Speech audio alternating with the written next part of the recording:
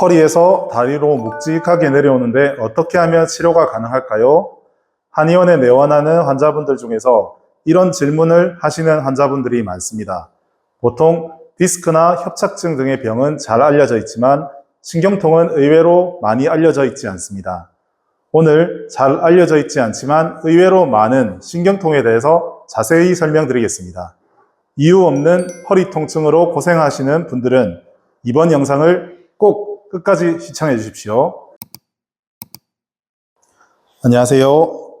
저는 부산에서 한의원을 하고 있는 전대성 원장입니다. 한의원에 허리가 아파서 내원하시는 분들 중에서 병원에서 협착증이나 디스크 등의 진단을 받고 오신 분들이 많습니다. 추간판 탈출증이라 불리는 디스크에는 4가지 단계가 있는데요. 횡륜, 돌출, 탈출, 파열입니다. 보통 디스크를 진단받고 오시는 분들은 한의원에 내원하시는 분들은 1, 2단계인 분들이 많습니다. 디스크가 약간 눌려있다, 튀어나왔다 하는 정도를 말합니다. 만약 3, 4단계인 분들은 걷기도 힘들 정도로 아픈 경우가 많지요. 그런데 정말 오랫동안 만성적으로 아팠던 분들은 이와 다른 증상을 호소하시는 분들이 많습니다. 항상 허리가 무지근하게 아프다, 괜찮았다가 더하고 덜해진다, 이런 식으로 말이죠. 이런 경우는 일반적인 디스크나 협착증과 다른 경우가 많습니다. 못 견딜 정도로 아픈 것도 아니고 뻐근하게 아프다는 말씀을 많이 하십니다. 날씨가 흐리면 더 아프고 몸의 컨디션이 떨어지면 더 아픕니다. 스트레스를 받아도 더 아프고 피곤해도 더 아프기도 합니다. 이런 증상의 원인은 허리와 골반과 허리와 허벅지로 내려가는 신경통으로 인한 경우가 많습니다. 대표적으로 많이 알려져 있는 신경통은 좌골신경통입니다.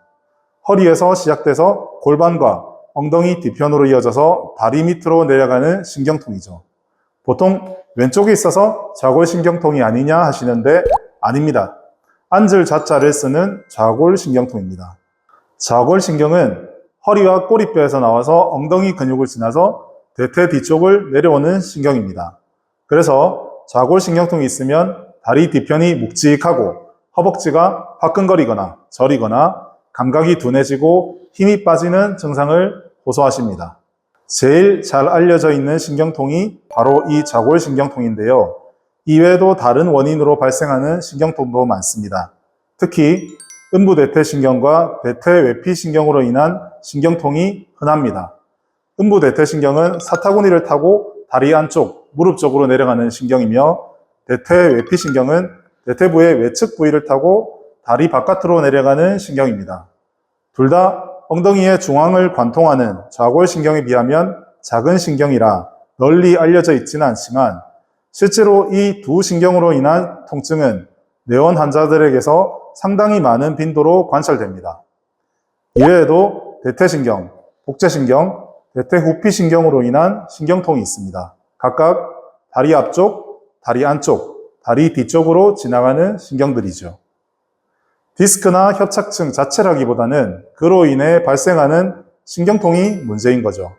물론 디스크나 협착증이 있어서 신경통이 발생하는 경우가 많지만 디스크나 협착증이 없는데도 신경눌림으로 인해서 발생하는 경우도 상당히 많습니다. 이런 신경통의 원인은 다양합니다. 잘못된 자세로 인해서 신경눌림이 오랫동안 발생하기도 하며 염증이 잘 발생하는 몸의 상태와 연관된 경우도 있고 예전에 다쳤던 부위가 제대로 치료되지 못했기 때문에 증상이 남아서 가는 경우도 있습니다. 신경통은 몸이 예민하고 스트레스에 쉽게 노출된 사람에게 더 많이 나타나는 경향이 있습니다. 신경통은 협착증과 디스크와 증상이 유사합니다. 그래서 병원에서 협착증이나 디스크로 진단받아왔지만 실제로는 신경통인 경우도 아주 많습니다. 실제로 우리가 요통이라 느끼는 질환 중 실제 단순 요통은 85%, 요초간판 탈출증, 즉 허리 디스크로 인한 경우는 3% 정도에 불과하다고 합니다. 한의원에서 흔히 볼 수 있는 환자분들 중에 나는 딱 한 군데만 아픈 게 아니라 다 아파요. 뭔가 아프기도 하면서 묵직하고 뻐근하고 그래요. 이런 분들은 신경통 증상에 해당하는 분들이 많지요. 자, 신경통을 판별하는 방법을 알려드리겠습니다. 신경통은 피부 분절로 증상이 나타납니다. 그래서 내려가는 피부 분절을 따라 평행으로 손가락으로 피부를 말아 올려서 꼬집어 보면 살짝만 꼬집어도 아야 하는 소리가 납니다. 이와 같이 신경주행을 따라 확인하는 핀치롤 테스트를 통해서 신경의 문제임을 확정할 수 있습니다. 본인이 아픈 부위로 한번 지금 살짝 꼬집어 보세요. 신경주행 방향을 따라서 꼬집었을 때 살짝만 꼬집어도 통증이 발생한다면 신경통일 가능성이 높습니다. 그렇다면 이러한 신경통은 어떻게 해결해야 할까요? 신경통은 저리고 무지근한 통증이며 뭔가 부위를 지정할 수는 없지만 주변부로 퍼지는 듯한 통증입니다. 신경통은 결국 염증에서 기원된다고 봅니다. 척추와 주변 연부 조직의 염증으로 인해서 척추에서 뻗어나가는 신경이 눌리게 되거나 자극을 받게 되면 무지근하거나 저리거나 하는 느낌이 들게 되는 것이죠. 따라서 첫 번째, 신경이 눌리지 않도록 바른 자세와 척추 건강에 신경을 써야 하며, 두 번째, 몸이 가능한 염증이 생기지 않도록 식습관과 건강관리를 잘 하는 것이 중요합니다. 허리에서 가장 중요한 근육이 장요근과 요방형근입니다. 장요근은 복부에서 허리로 깊숙하게 있는 근육이고요. 요방형근은 허리의 바깥쪽을 잡아주는 근육입니다. 우리가 코어 근육이라고 이야기하죠. 그 코어 근육에서 뒤쪽을 잡아주는 대표적인 근육이 바로 이 장요근과 요방형근입니다. 장요근은 매일 꾸부정한 자세에서 일하거나 물건을 드는 동작을 오래 하다 보면 다치기 쉽습니다. 요방형근은 허리를 한쪽으로만 틀거나 비스듬한 자세로 일을 오래 하면 문제가 잘 생기죠. 코어 근육을 지키기 위해서 고관절과 골반을 강화하고 운동을 꾸준히 하시면 좋습니다.